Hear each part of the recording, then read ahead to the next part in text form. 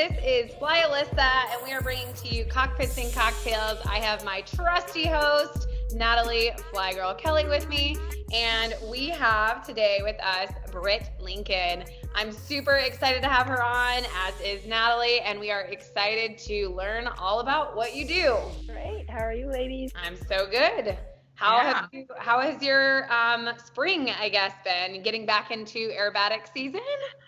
Yeah, it's been pretty crazy. I feel like I'm never home. I think that I was looking at the calendar, and I think the month of April I only was at home like 4 nights. So Wow. yeah, I know. It's been pretty busy. Now, Pretty home busy. for you is California? Yeah. Yes, I live in the Bay Area in California. Yeah. Oh, nice. Nice. I have a Yeah. really good friend that lives in Walnut Creek. Oh yeah, that's really close to where I am. Yeah. Yeah. Yeah. Glad to hear California is kind of opening back up and everything soon. Yeah, Yeah. slowly but surely. Yeah. Yeah. Nice. Yeah. Well, I'm excited. I don't know a whole lot about your aviation background. I do see all your really cool pics on Instagram and your videos, and I think, wow, that's really cool. I know you're into aerobatics, but can you tell us a little bit about your background, how you got into what you're doing, and what you do exactly? Yeah, of course. So generally for aviation, I grew up in northern Montana, actually in north central Montana, and my dad is a crop duster, and so I grew up with aviation, and we have a grass strip right in front of our ranch, right in front of our house, and my first airplane ride, I was 2 weeks old. My dad Wow. took me, yeah, my dad took me up, and he says that I was in one of those little baby carriers, and he said that after we took off, it fit like perfectly. It rested between the yolks, and he said he Yeah. just set me there and flew around with me. And so, anyways, so I grew up with aviation, and but I never really pursued it, and um, I went to college and then actually moved to Europe for several years and came back and well, Alyssa, you and I think we started right around the same time. Yeah. I remember Yeah. you starting, and I was like, what is she doing all these cool things? And, I was always You amazed by just all of this. started flying was about the same time Alyssa started flying? Wow. Yeah. I thought you Yeah. were flying like for years and years and years. No, Okay. I finally got my PPL. My dad taught me to fly in our Super Cub on our grass strip, but I never went through the formal process. I mean, it was kind of like, when you're a kid on the farm and you learn You to didn't drive a grow car. up that way. Yeah. Exactly. So, yeah, in 2017, I was like, I really just need to do this. And so, yeah, I got my PPL in here in California, actually in Concord, just down the road from Walnut Creek. That's where I, Okay. I got my PPL, and man, I got the bug bad, like really bad. Yeah. And so I just, my whole plan was just to get my PPL, and that's it. I had a career in finance, and that's what I was doing. And then I thought, well, there was all these people. It was actually 141 school that I was getting my instruction at. I wasn't in the 141 program, but all these people that I'd started with started working on their on their instrument rating. And I wasn't planning on doing it at all. And I thought, well, I want to keep flying, and I'm very goal driven. And so I was like, it gave me something to work towards. And so I just, um, started working on my instrument, and then once I had that done, it was like, oh well, I'll just look flying. And then I had the hours for my commercial, and yeah, it just kind of sort of happened. And then it was like, oh well, it's only 10 more hours to get my commercial multi-engine. Yeah. So I just did it, and then the next thing I knew, somebody offered me a job, and in Livermore, I was flying to fly. It was just like 172s. It was nothing crazy, but I was like, wait, somebody's gonna pay me to do this? This is awesome, right? Yeah. Wow. So yeah, that's kind of, so I basically just, it was a time in my career where there was some other stuff going on anyways. The company was moving to the East Coast, and I wasn't going to go, and so I took the opportunity, and I never went back to finance. And yeah, so now I'm flying a King Air, Wow. Yeah, so that's the aviation That's stuff. one of And my the favorite airplanes. Do you love it? oh my God, I love that airplane so much. I flew a Citation for a little while before this, and I actually prefer the King Air over the Citation, Wow. believe it or not. I know. Yeah. So, So do you fly for like a corporation, or what do you do with the yeah, King Air? Okay. All right. yeah, private. It's not charter, which is amazing. Sometimes we'll do like one trip a month. I think in June I'm flying every week, Okay. which is pretty unheard of. But yeah, Okay. so Are you doing something else besides that, or as far as career, or is just doing that as your career? just And that. Yeah, yeah, just cool. that. It's really nice Yeah, to be able to focus on it. And I was, just contemplating this week actually, and I'm like, if I didn't have all these other things to focus on, I could just finish my ratings in a summer, like do yeah, everything and just, dive into it. But then like, I don't know where I would go from there. It's just one of those like, an opportunity, jumped into your lap kind of thing. So it worked. yeah. Yeah. Yeah. I want an opportunity like that to jump into my lap. Yeah. Yeah. That's amazing. Most pilots probably do. I mean, it just seems like all of the stars aligned for you for that position, and your other Yeah. career was kind of changing. So that's really cool. How did you get started in aerobatic training? Like, when did that kind of start, or did you do like spin training and that kind of prompted it, or like what happened?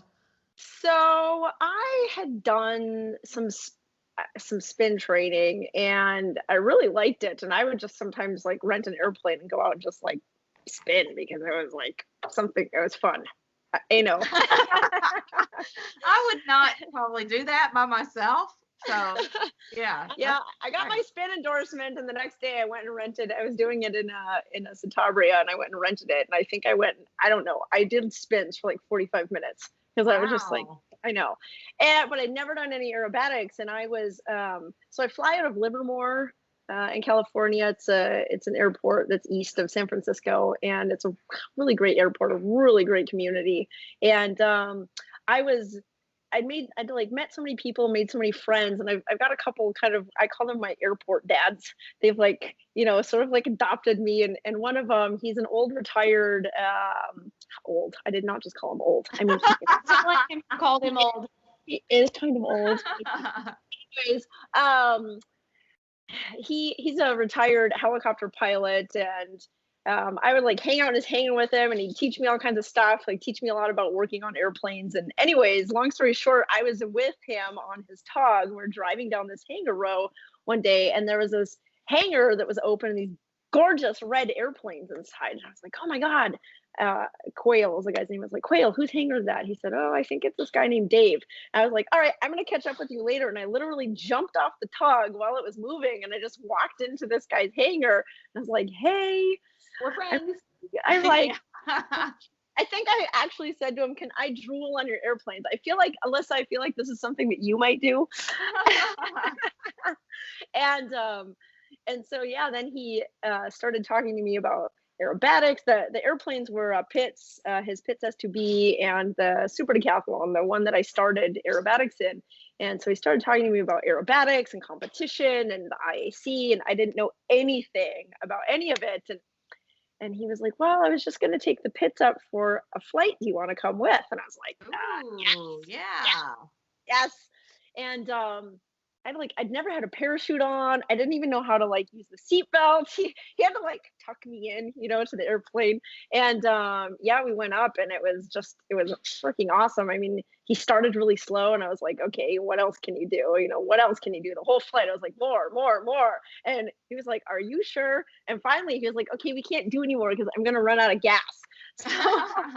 So we came back to Livermore, and he was like, you have to learn how to do this. And I kind of put it off for a few months because I was in the middle of finishing up my commercial, and remember the gold ribbon part that I mentioned? Yeah. And so I was like very focused on the carrot. And yeah, when that was over, then I started taking lessons with Dave, and that kind of became my drug. I mean, yeah. I think it's really cool. When I started, I just did like my spin training and a steerman, and like, so that was really fun, but that's so much slower And then like I did some aerobatics last summer, and like 15 minutes in, I was like, okay, we need to slow this puppy down, you know, and that was in a super decathlon, and but it was so hot. It was like over 100 degrees. It was in the desert, like it was in Nevada, so it was like super hot. Like I think it's just like having the right atmosphere, not eating before, not trying to eat cupcakes upside down. Oh my gosh, yeah. Don't do that. I remember that. Yeah, I do too. But I think you know, getting more females involved in aerobatics, you know, we talked about this on the last podcast, that there's not a ton of females in aerobatics, and you know, like the people like the Patty Wagstaffs and those, like they're kind of like not retiring out, but like they're at that point where like we need to pass the baton and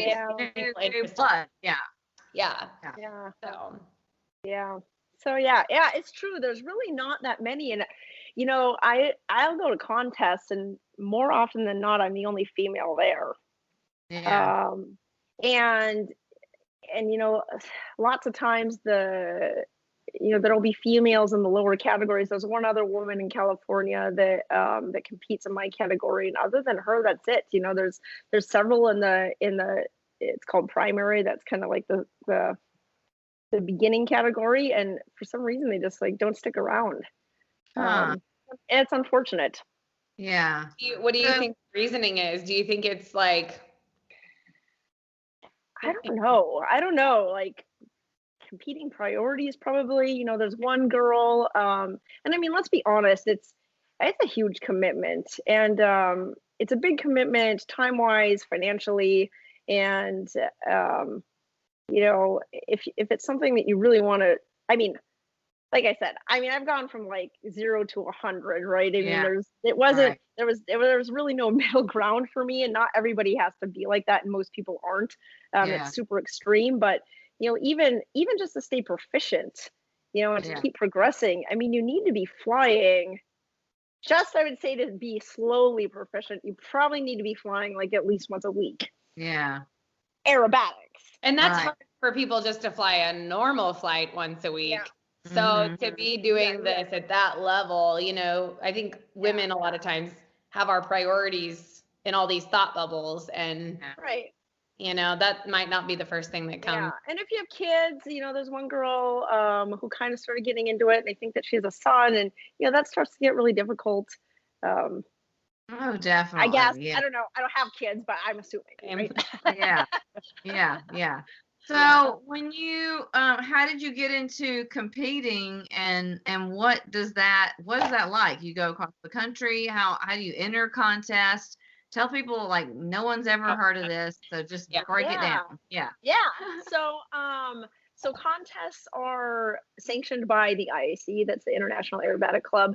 Also, side note for people that are listening, if you are members of the IAC, we have an election coming up. I'm actually running for the board of directors. So, cool. Awesome. I think voting starts in a couple of weeks, the middle of June, actually. So, anyways, sorry, I had to give that. Well, good luck with that. Yeah, that's awesome. So contests are held throughout the US, and there's various chapters. So, you know, I would say I do get a lot of people who send me messages and just say, hey, you know, I want to learn aerobatics. How do I get started? And I would say the first thing to do is find the closest IAC chapter. They're all over the place, and you can look it up on the IAC website, or, you know, if you can't figure it out, just anybody can send me a message, and I'll hook you up with the local president that's near you. And so chapters host contests, which are sanctioned by the IAC then. And there's 5 categories. Obviously, the higher the category, the higher degree of difficulty. And there's some differences. There's 3 flights. Every pilot flies 3 flights in the contest. It's usually over 2 days. And the upper categories, the 3rd flight is called an unknown. So you actually don't get the sequence. It's a sequence of aerobatic maneuvers. You don't get the sequence until the night before, and you're not allowed to fly it or practice it. So you can study it. You can look at the sequence card. Wow. And so that's the 3rd flight is the unknown flight. Be ready for anything at that level. pretty much. I mean, there's figures that, set allowable figures, but Yeah. yeah. So do you pay money to enter these contests? Do you win things out of the contest? How is it like something at the very end? You've won this many of these chapter contests, so now you're at this different level? System or yeah. So actually, so you can decide, every pilot makes their own decision on what category they fly, right? But like if somebody who is brand new aerobatics and they show up and they think that they're going to fly the highest level, I mean, first of all, that'd be absolutely insane.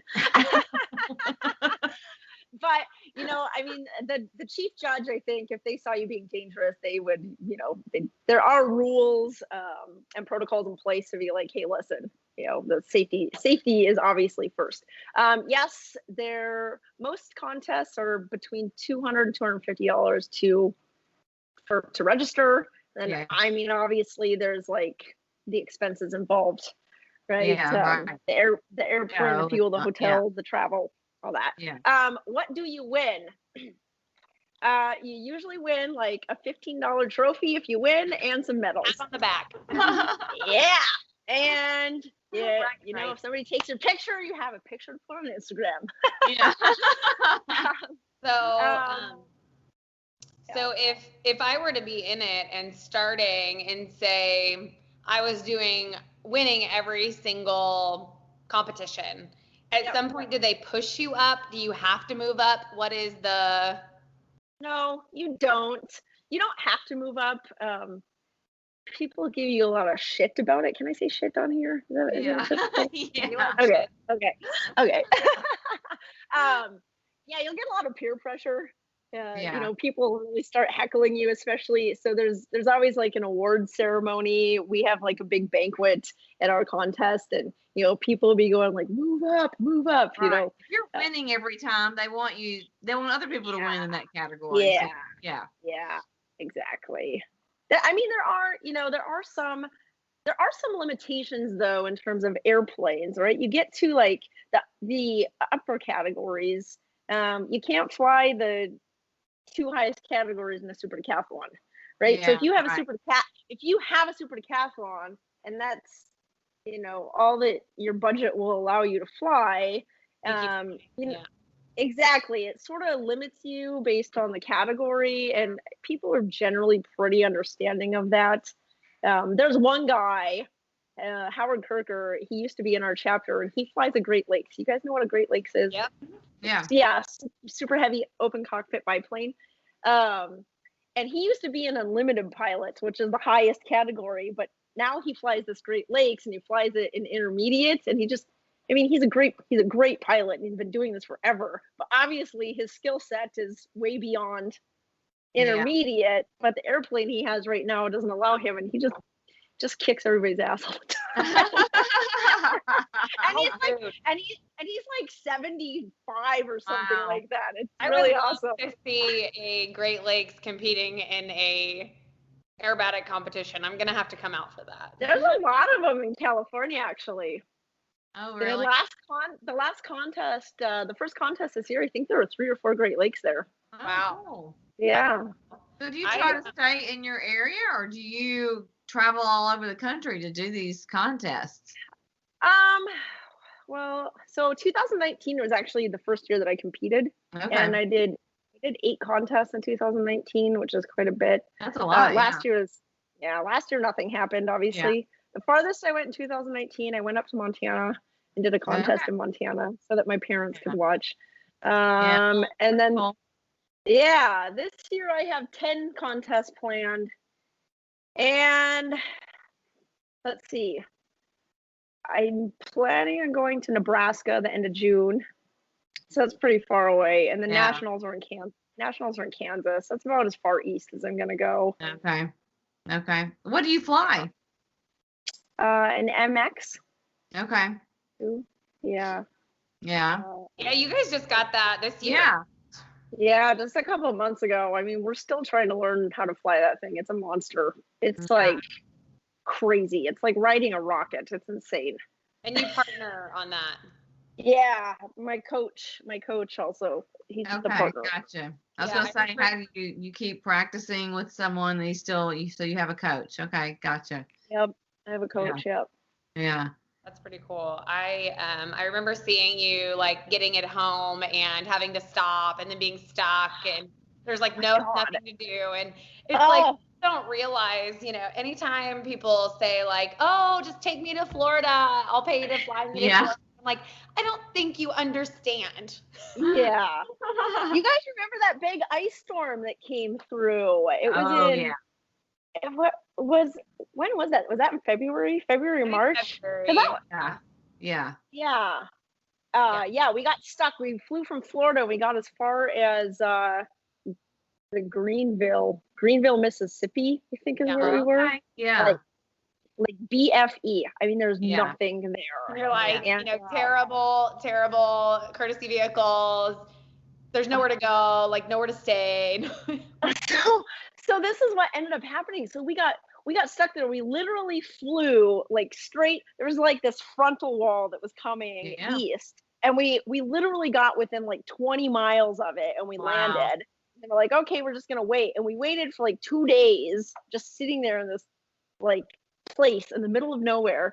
And you know, we're watching the news and we're like, God, it's gonna be like at least a week. And I said to Dave, I'm like, let's just fly home. Like, I don't want to just sit here for a week. I mean, there's literally nothing to do there. And it was COVID also, right? Yeah. So it made it even worse.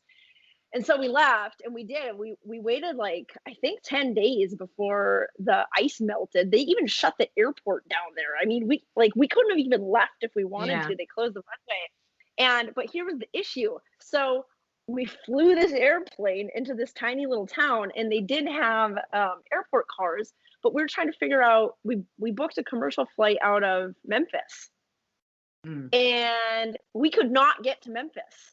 Like there were no Ubers there. I looked for everything. There was no Ubers. I looked for a bus. There was like not even a bus. We couldn't get a rental car. There were no rental cars in this town. And so I was like, oh my God. I'm going to buy a house in Greenville, Mississippi.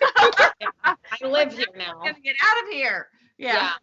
I feel like those are the times I'm so thankful for like our social media like presence, because I honestly would have went on and been like, I'm stuck in hell. Come get me. I need to get to Memphis. That is actually pretty much exactly what I did. And like, I was so frustrated because one of my mantras in life is, you know, no matter what happens, I'm always like, there is a solution for everything, right? Yeah. There's always a solution. It might not be exactly what you want, but there's always a solution. So I was trying to figure, like, when we couldn't even get a bus out of there, I'm like, oh my God, I'm like, maybe we should hitchhike, right?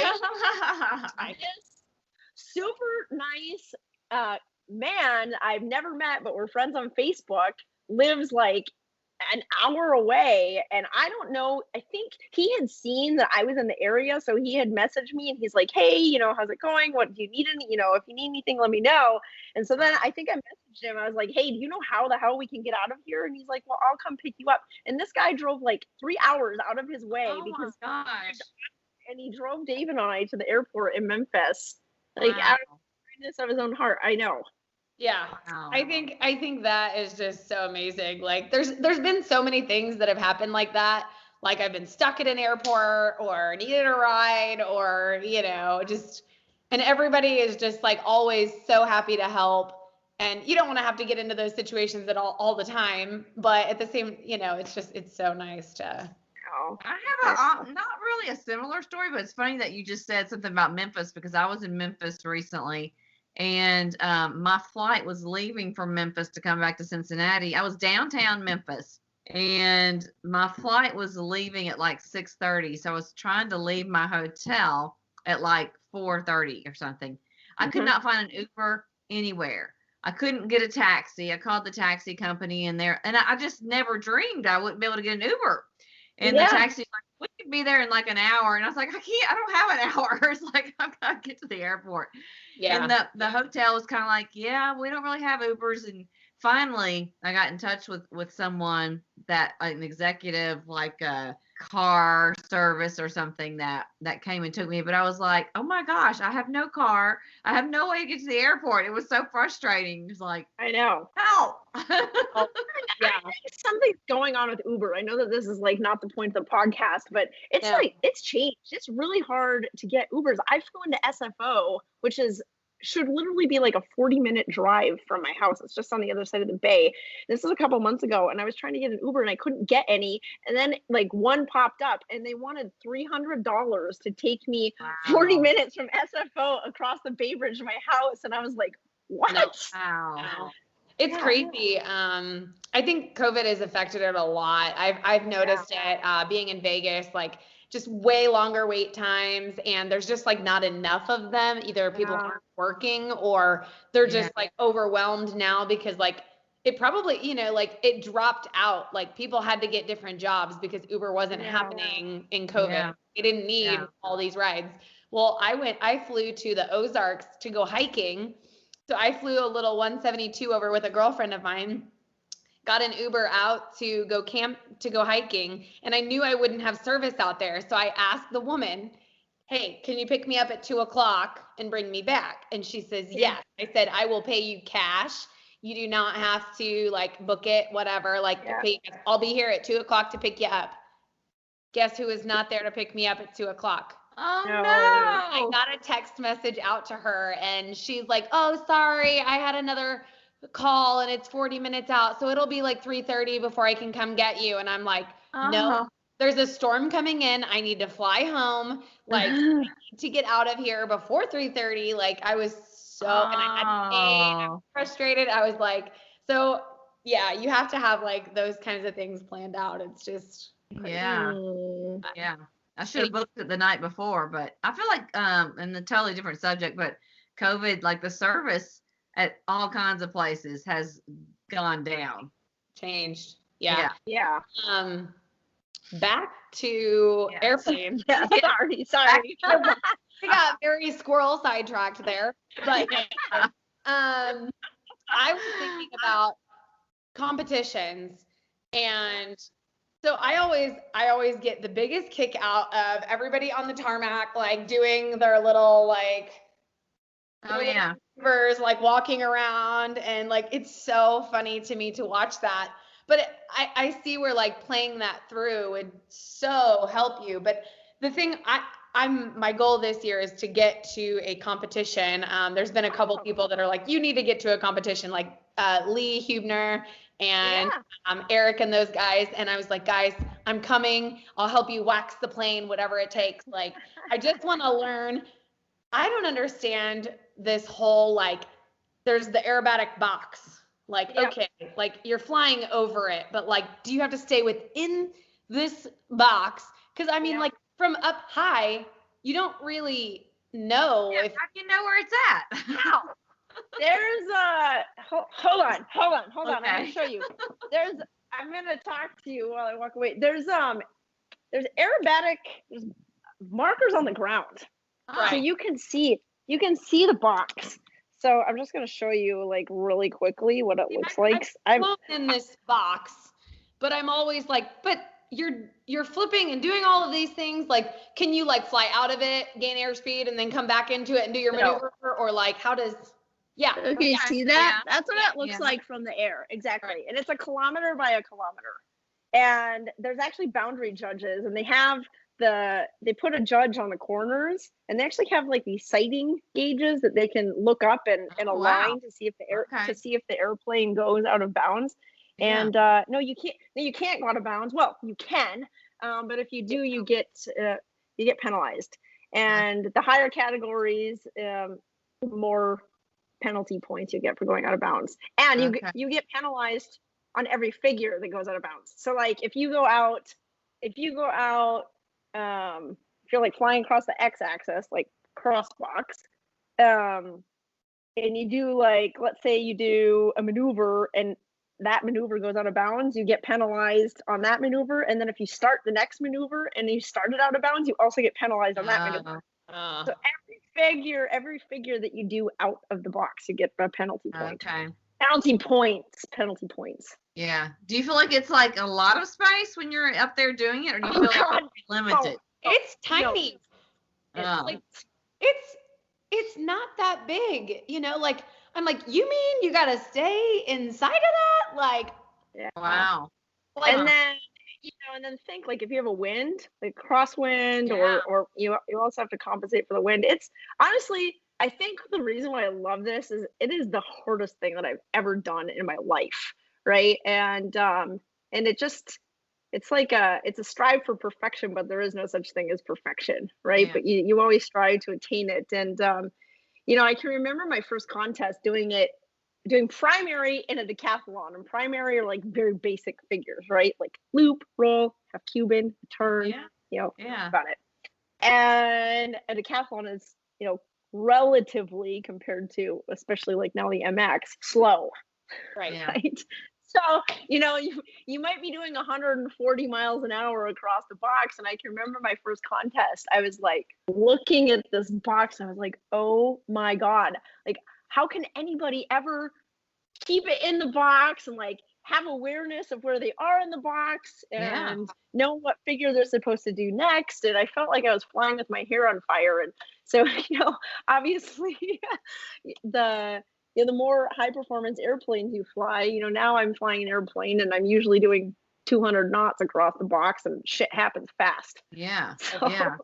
People's yeah, heart probably feels even smaller now because exactly. Yeah, Yeah. people don't realize how fast those airplanes are. And like I did some aerobatics with Tommy recently in the Eagle, and it's a small plane and it's really snappy, but like it just happens so quickly. And I'm like, Yeah. I don't know what just happened, Tommy. I don't know what just happened.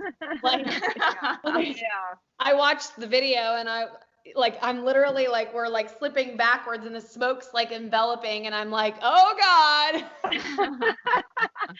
Is this supposed to be happening? We're not on fire, are we? Yeah. But it's such a change from the decathlon to that to, so I can only imagine like the extra and MX and like those things. Like, I just can't even fathom that, honestly. But at the same time, I can see why it's a really good challenge. So I can see why it would be very fulfilling to do it, and to hit those points and stay within bounds and do everything really well. That would be very satisfying, I would say. Yeah, so it is. And it can also be so incredibly frustrating. I mean, I don't know how many like outtakes or clips I have from cockpit GoPro footage where I'm just like, like after, because sometimes I get really frustrated and upset with myself, and dropping lots of F-bombs and screaming and being pissed off because I can only imagine my faces that I would make trying to do these maneuvers because oh God. Because like if somebody else takes a picture of me and it's not like a cute little selfie of like, I look so cute, it's literally my face is like like I think I have a picture of somebody took of me like on final and I look like I was shot or something, and it's just like I'm like focusing that hard. It's just ridiculous. So yeah, it's. I mean, I post some of it. You see some of it, right? And this is usually I do this post. Yes, I know. I do the same thing. I never realized I do a lot of weird things with my mouth when I'm concentrating, and I stick my tongue out a lot. I stick my tongue out every time I roll. Every time. It's so weird. Do you find that like something I thought about like watching like your posts and like doing aerobatics? Like, I wonder if people like really clench their jaw, if they would need like a mouthpiece or something, because like if you think about it, like that could really like cause some damage and headaches and and just the tension and the my luck, I'd probably like it'd slip out of place and I'd choke on it, and then well, I can tell you, eating upside down doesn't work. So what is your goal? How do you see yourself progressing? What is your future plans in aviation and the aerobatics in particular? Yeah, so right now, and that's kind of part of the reason why Dave and I bought this airplane. I was flying the Laser, which is also a great airplane, and I love that little airplane, but it's a 4-cylinder, and in the upper categories, Dave flew in an unlimited, which blows my mind. And I mean, he was beating extras, not all the time, not consistently, but which is really crazy. But it's hard. it didn't present or show as well. And so anyways, I'm trying to make the U.S. aerobatic team, U.S. Okay. aerobatic team, and the qualifiers are next year. I mean, it's a super ambitious goal, and That's awesome. You're I think goal that's great. oriented, and you got cheerleaders over here. So. Yeah. That would so be yeah, so that's cool. I'm trying to make the team, and they only take the top 8 pilots. Yeah, and then if I make the team, then I train with the team for a year, Wow. and then compete for the United States at the World Yeah. Aerobatic. Oh my goodness, that's so exciting. Where do they have that at, or does it change, or? It changes all the time. They're actually supposed to be in Las Vegas in 2023. Okay. Wow. So, yeah, we'll see. That'd be convenient.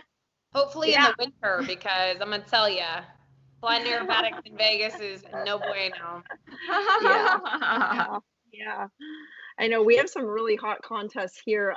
We had a contest a few weeks ago down in Borrego Springs, and it was 106 degrees.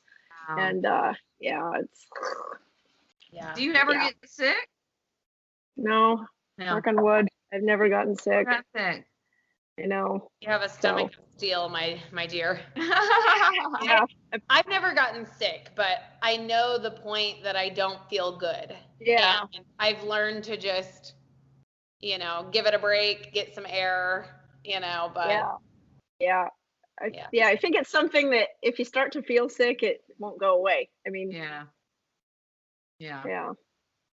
So. What was with your corporate flying? What are your plans with that, or your career? Any ideas? I'm so lucky. I have the perfect gig. I mean, I am quite honestly, I'm more focused on the aerobatics than, I mean, it's great. I love this King Air, and it's a really great gig. They're so supportive. We only fly on the West Coast. We go up to Portland quite a bit, and down to we go down to LA a lot. And so if we do like 3 or 4 day trips down to LA, actually Dave will fly the MX. He'll kind of like chase me in the MX, and we have an area that's fairly close to where we go. We have a practice box, and so Dave will bring the airplane down there. And so like while I'm on my standby in LA, I just drive up to that airport and stay there, and I practice.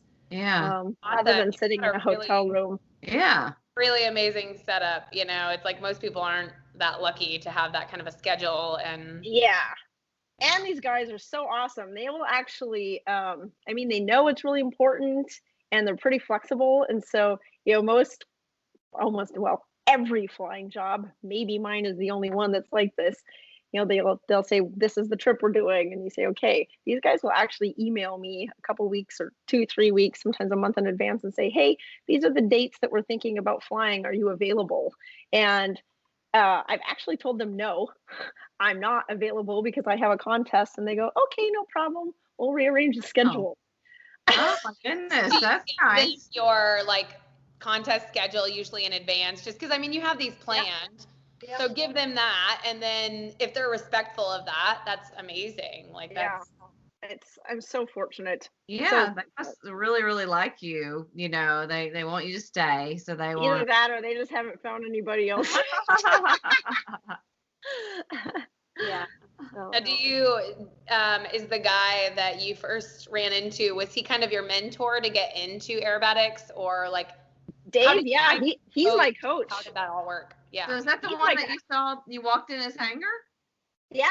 Oh, okay. All right. It was absolute pure coincidence. Dave has been doing aerobatics. He's been competing for 20 years, and he's been super active in the aerobatic community, and he's brought literally at least over 100 people into the sport. And so he's taught me everything, and he's my coach. So we go someplace to practice, and he's on the ground with a radio on a discrete frequency. He's also a national judge, so that's helpful. And so I'll fly, and he usually spends most of the flight screaming at me on the radio, telling me what I'm not doing right, and pull harder. Don't pull so hard. That's not vertical. That's, yeah. Oh my I goodness. think That it's must be hard. Is that hard to take criticism and stuff like that from them, or no?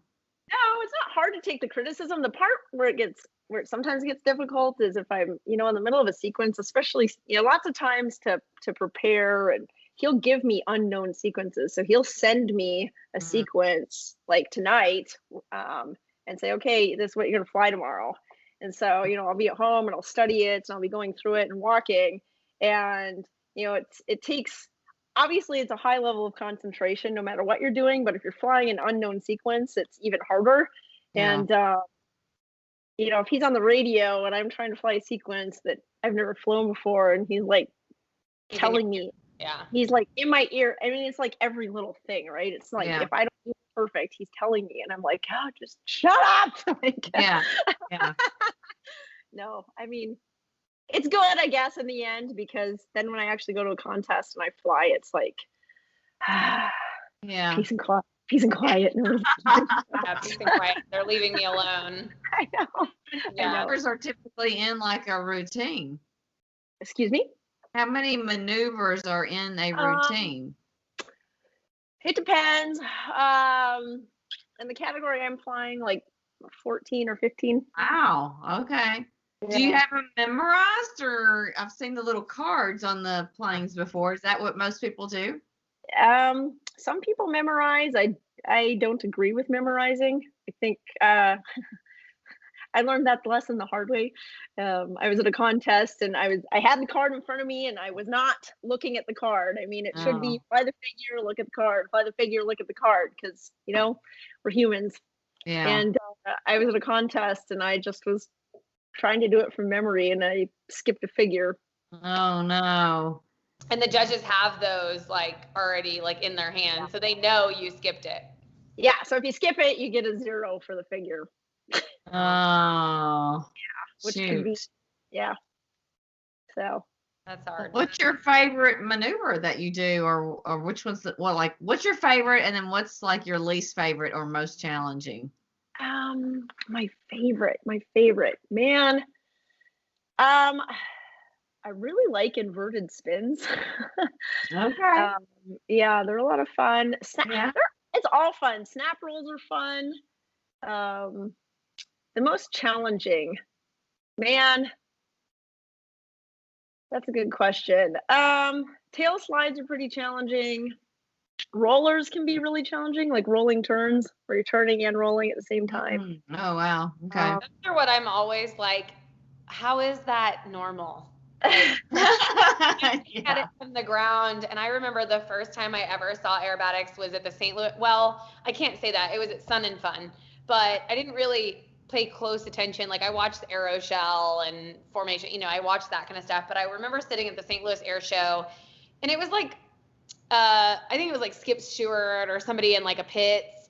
And I just remember them like, the plane was just doing this, and I was like, that's not normal. What is he doing? Right. Like, like What's I happening? just want to fly straight and level. How is that a thing? I'm like, They how don't, do you and learn they to don't do feel normal. It like physically, it feels so weird because it literally, it sort of feels like your body is being like pulled from two ends. It's really hard to explain. Like they feel really odd.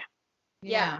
So for me, it's like I would like to go to a aerobatic show, have the paper in front of me, somebody explain to me, because I don't really understand how they look on paper. I've seen them, but I don't understand them.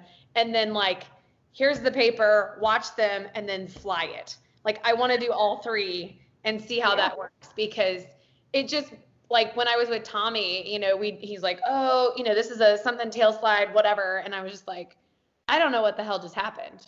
Like I just, You should go to judges school, Alyssa. I need to see it all together. Yeah, I think judges school might be the best thing for me. I don't think my stomach could fly and do all of that. And You might be surprised. I think you could. You could. I mean, you got to work up to it. Most people.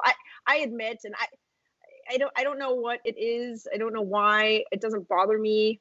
I don't get sick. I don't even like obviously if I'm pulling like 8 Gs, I feel it, but it's not like I don't get that feeling. But most people aren't like that, and so it's not like we're some special breed of people. Yeah, right. I It's know just, that a lot of pushing yourself. people, exactly. I know that there was a girl who flew with Dave several years ago, and she would, they'd fly out to the practice area and they'd do like 2 rolls and she'd be ready to get sick. She really wanted to do it, and she just kept coming back, and she'd go fly with him like 2 or 3 times a week, and until she got to the point where she had built up Yeah.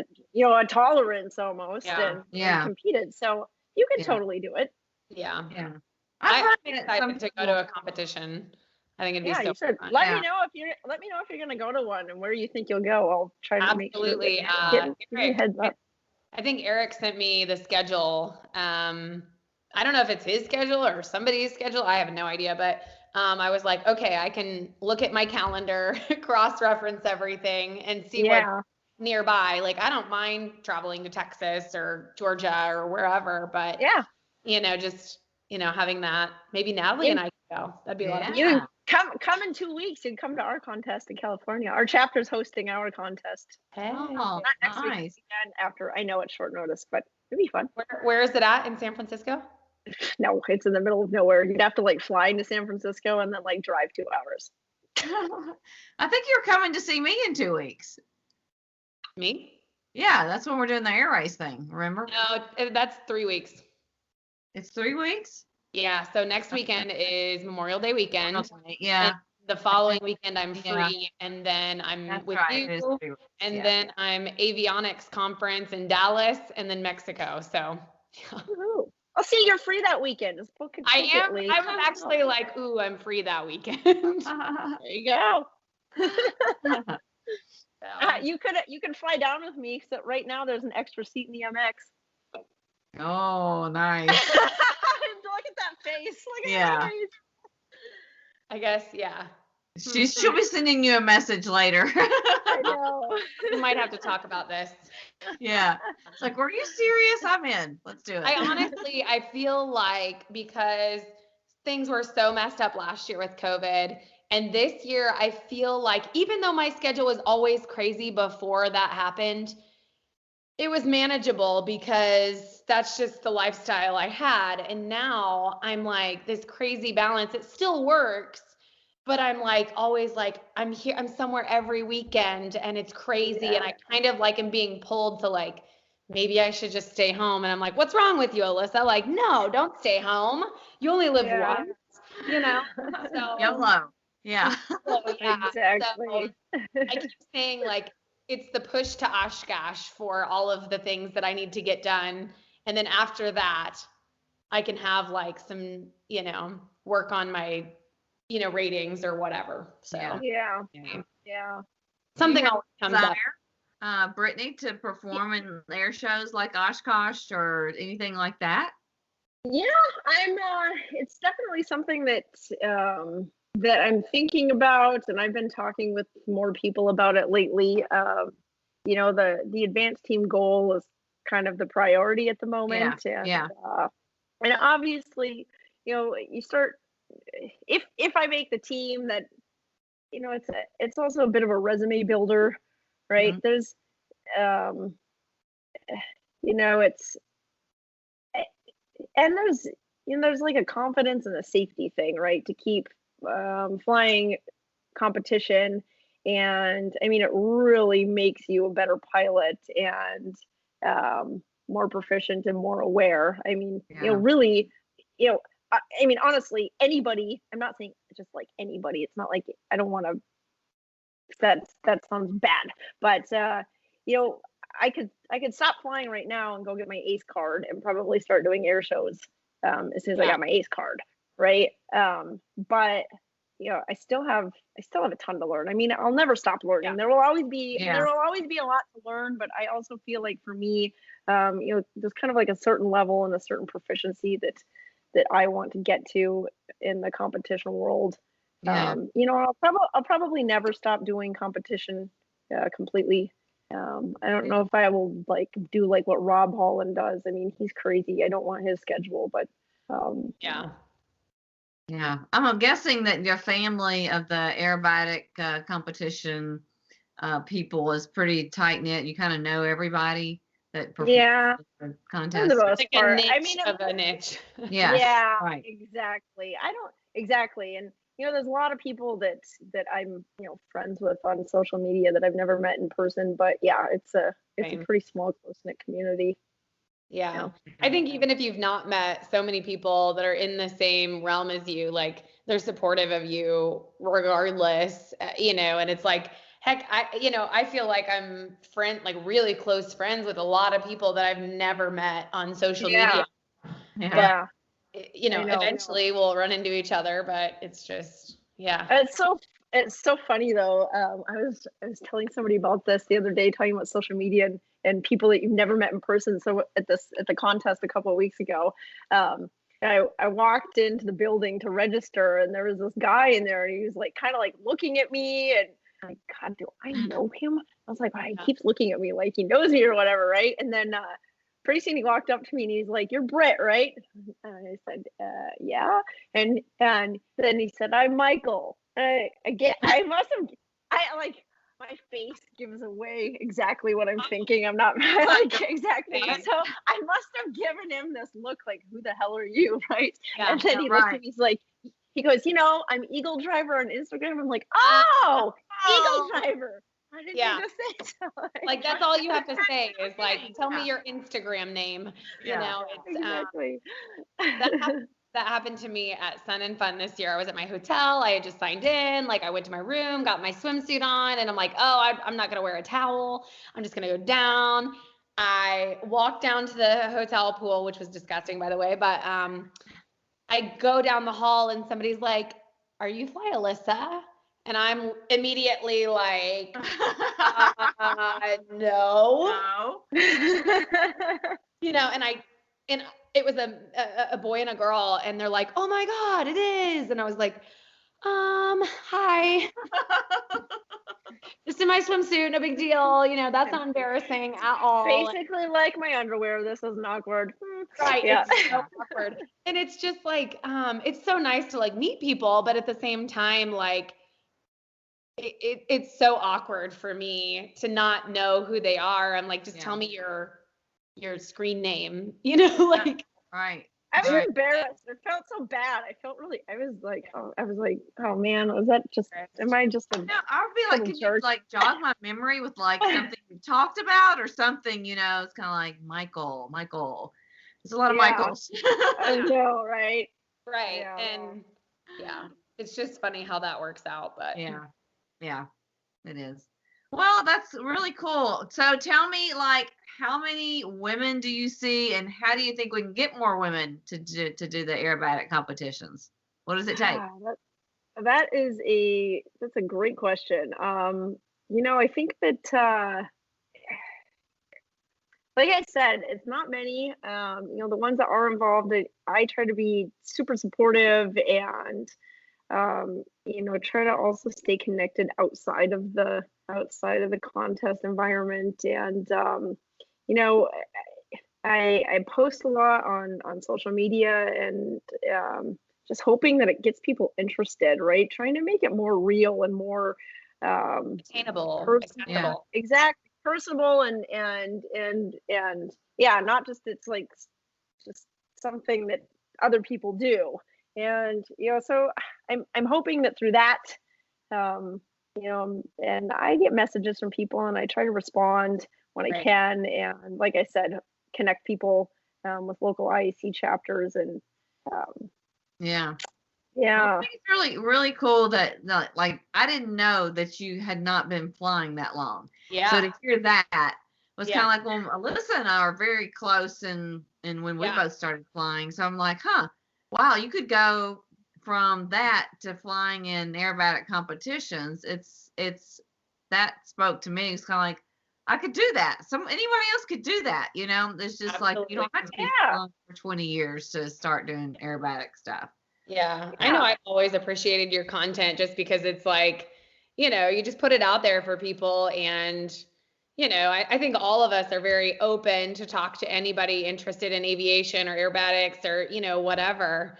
So I think that's what aviation needs is female, mentors to kind of help in whatever capacity, like we all don't have time to walk them through, and hold their hand and, but you can help them get started and you can help them be on the right path too. Yeah. Yeah. Yeah. Yeah. I really wish, I'm not a CFI. That's, I don't know. I kind of go back and forth. You recently got your CFI, right, Natalie? Yeah, I did. Yeah. That's it's awesome. hard. Are you teaching much? I have about 3 students, but it's inconsistent because they all have careers, during the day.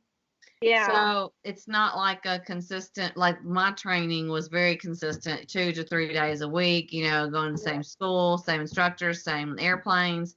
And it's a lot more inconsistent and it's hard. I mean, it is finding a way to teach them some of the things, especially the things I don't feel very strong in.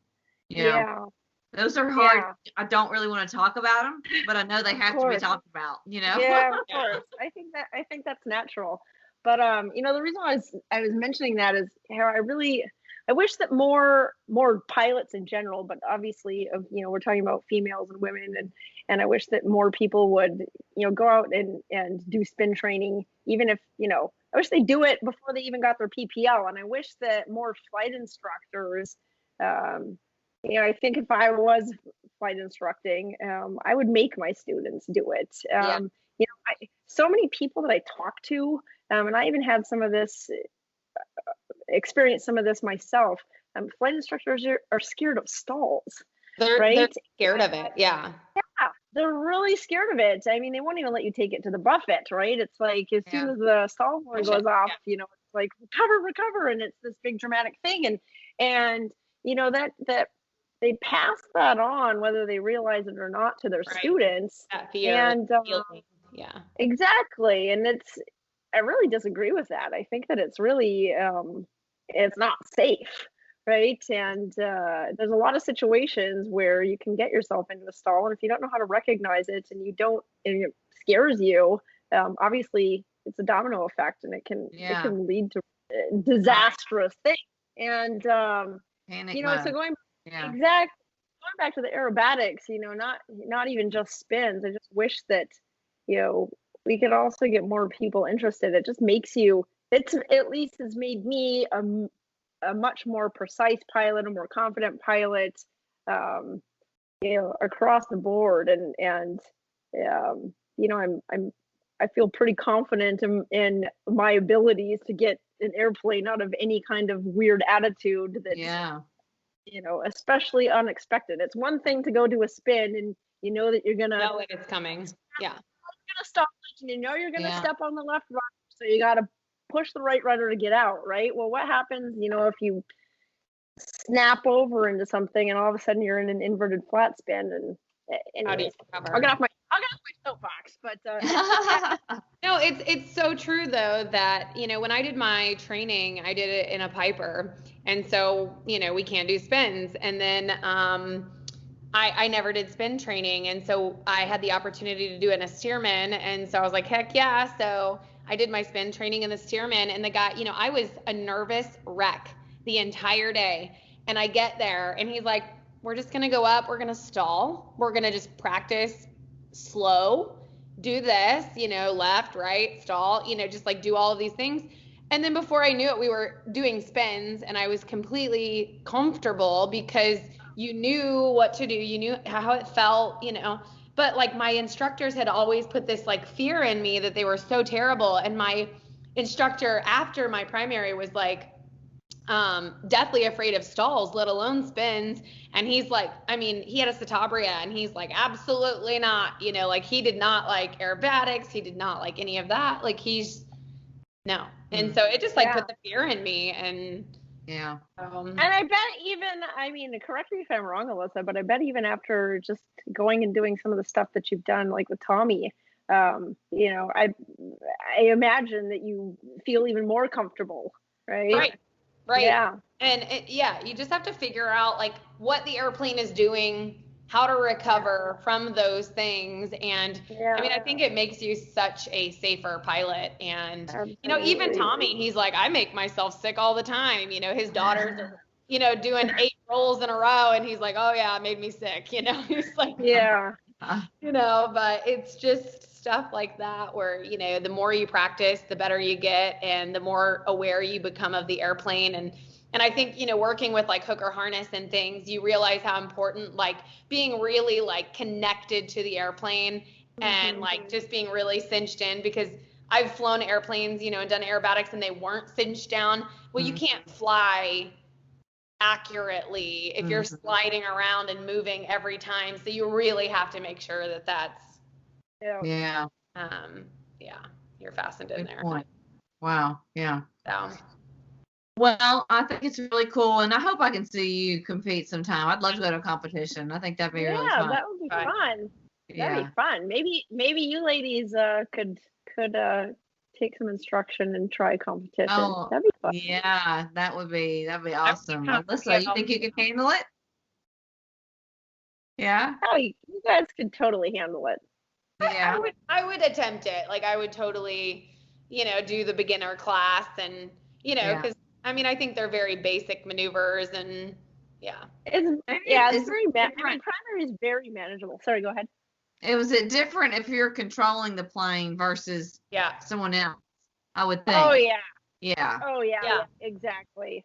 If I'm flying the plane, I'm way better. I don't like when somebody else is flying the plane, like doing hammerheads and all these things. I'm like, give me the controls. I'm like, even in a car, I'm that way. So. Yeah. I mean, you asked me before how many maneuvers are in a sequence, and I should have been a little bit more clear. It varies based on the category. I was referencing the category that I fly in, but primary, the kind of the entry level is very manageable. It's I think 5 or 6 maneuvers. Okay.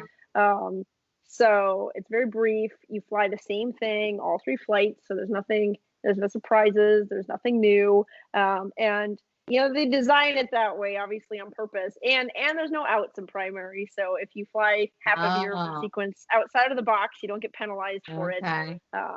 It's very flying in primary is very manageable. I flew my first 3 or 4 contests, 3 or 4 in primary, and you're allowed to have a safety pilot, so like if you're flying a decathlon, you fly obviously from the front, and you can have a safety pilot in the back, somebody who's more experienced, just in case you get yourself in a situation that I think if I started that way, it would be comfortable. Yeah. You feel better about it. Yeah. That's how I started.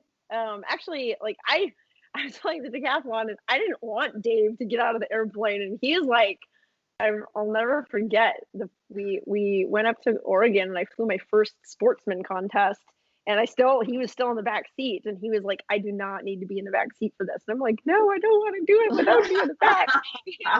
And he's like, Brittany, he's like, I weigh 200 pounds. He's like, I'm just like a 200-pound weight back here. Like, I'm not helping you. And then I like made him stay in the back, and we got back from Corvallis, and we were out the next week practicing, and he's like, you're gonna go do this by yourself. And I was like, I was so scared. The Band-Aid off. Yeah, big step. He kicked himself out of the airplane. So, but my point is, right, it's not like this scary thing, like, here, just go do it and try it yourself, which nobody should ever do. Right? Yeah. Where can we find you on social media?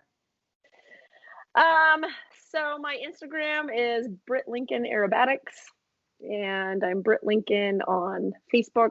My Instagram is open. My Facebook, I actually have to accept you as a friend, but honestly, like, if you are somehow related to aviation and you don't have like a weird profile with all your pictures. Last week, I usually will accept your friend request. Yeah. And I actually, some people that I was working with on some stuff earlier this year, they surprised me. They actually made a website for me. Cool. It's so nice of them. Yeah. So it's brittlincoln.com. That's funny what you said about the Facebook thing, because if someone sends me a friend request, the first thing I do is look at their picture and see if they're near an airplane. It's like, are you in aviation? I don't know your name. But the mutual friends are, Well, thank you so much for taking the time to come join us on the show. All right, ladies, well, have a good night. Cheers. Thank you. Have a good one. Cheers. I have my